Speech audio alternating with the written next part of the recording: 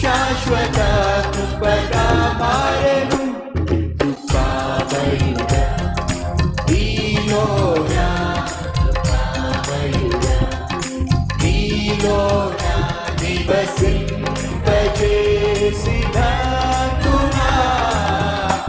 ఇదిగో నా స్తుతుల సింహాసనం నీలో నివసింపజేసినందునా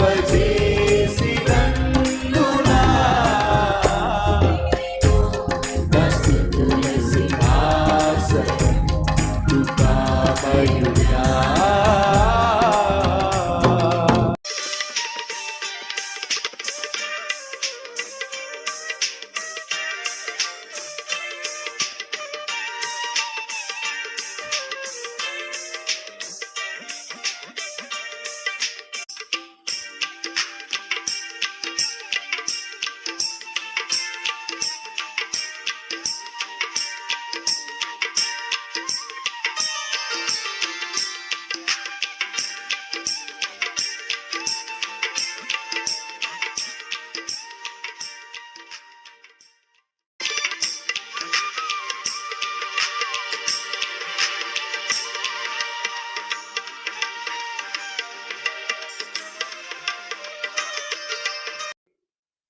రాజుగా చేస్తాను అని దేవుడు చెప్పినట్టుగానే దావీదుకు సొలొమోనును బహుమానంగా ఇచ్చాడు. దావీదు 70 సంవత్సరాల వయసు వచ్చినప్పుడు సొలొమోను వయసు సుమారు 18 సంవత్సరాల నుంచి 20 సంవత్సరాలు. కుర్రవాడు, యవనస్తుడు అయినప్పటికీ తండ్రి చనిపోతూ తన రాజ్య పరిపాలన బాధ్యతను సొలొమోనుకు అప్పగించినప్పుడు సొలొమోను బహుభయము భక్తి కలిగిన వాడై బాధ్యతలను స్వీకరించాడు. యవ్వన ప్రాయంలో సొలొమోను గురించి మనం జాగ్రత్తగా పరిశీలన చేస్తే ఎక్కడ డిఫెక్ట్ కనిపించదు.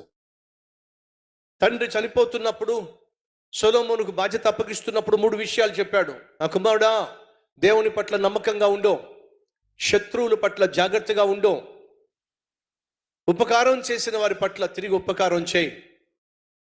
ఆ మాట ఎగ్జాక్ట్గా సొలొమోను స్వీకరించాడు. ప్రారంభంలో దేవునికి బహు నమ్మకంగా జీవించాడు. శత్రులందరినీ కూడా సంహరించి పడేశాడు. మేలు చేసిన ప్రతి ఒక్కరిని జ్ఞాపకం పెట్టుకున్నాడు. అద్భుతమైన పరిపాలన స్టార్ట్ చేశాడు.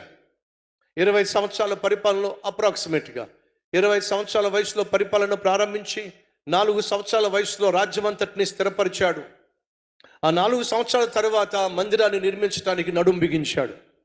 ఆ మందిరం నిర్మించే విషయంలో ఎంతో జాగ్రత్తలు తీసుకున్నాడు. హడావిడిగా మందిరాన్ని నిర్మించలా, పైనే మందిరం నిర్మించాలని ఆశపడలా. అందుకు చాలా ప్రయాసపడ్డాడు. ఎక్కడెక్కడి నుంచో కలపను, ఎక్కడెక్కడి నుంచో కావలసినటువంటి వాటిని తెప్పించాడు.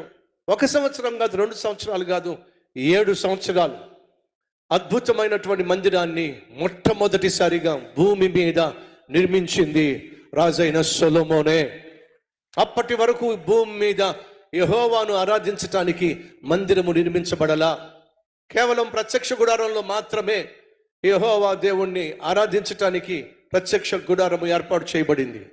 అని మొట్టమొదటిసారిగా సొలొమోను భూమి మీద దేవునికంటూ ఒక ఆలయాన్ని నిర్మించాడు. అది కూడా బహు ఘనముగా నిర్మించాడు. దేవుణ్ణి ఘనపరిచాడు కాబట్టి దేవుడు సొలొమోనును ఘనపరిచాడు. సొలొమోనుకు మహాజ్ఞానాన్ని ఇచ్చాడు. పరిపాలించడానికి కావలసినటువంటి తెలివితేటలను ఇచ్చాడు.